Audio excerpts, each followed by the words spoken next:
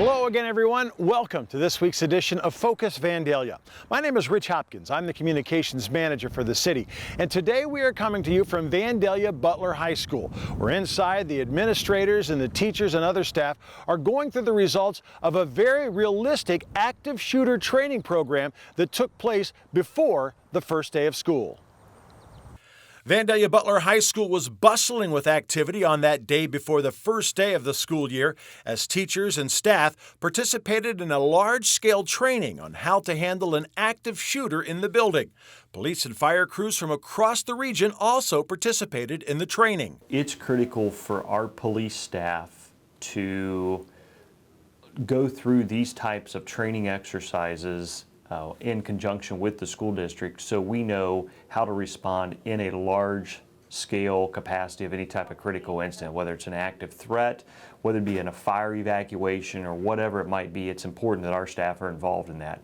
Vandalia Police Chief Kurt Althouse says the training was very helpful, with his officers taking away a good amount of information he hopes they'll never need. It's one of those things that we hope never happens, and we pray that it never happens here in our community, but it's something that we would be remiss if we did not plan for. And we talk constantly about we need to prepare ourselves through training so that if there would ever be some critical incident or some active threat, we're able to respond to that and quickly stop that threat and save lives in our community.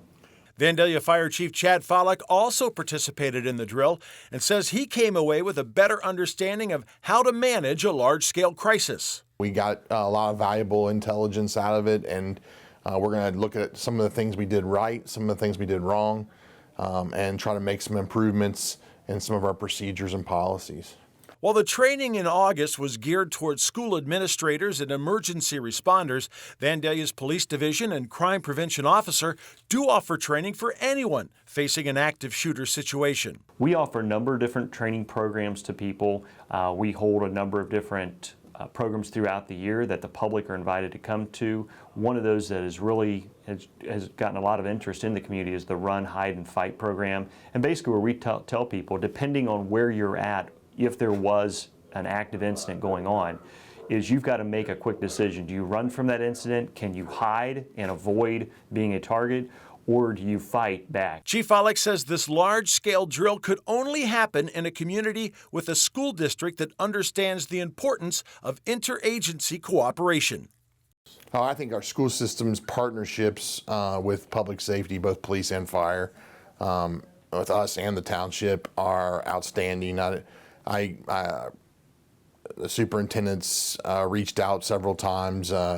We have an open line of communication. I don't believe that there's anything that we would want for that they couldn't provide, and vice versa. I know their security personnel there have reached out, and we're trying to do some other things for them, some other stop the bleed training and things like that. So I think it's an excellent relationship, and I think it has to be like that.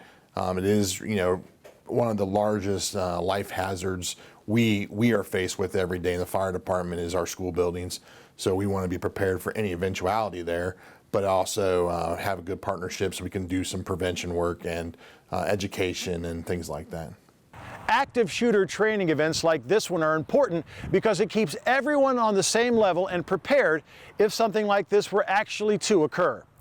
That's going to do it for this edition of Focus Vandalia. I'm Rich Hopkins. Thanks for watching, and we'll see you next time.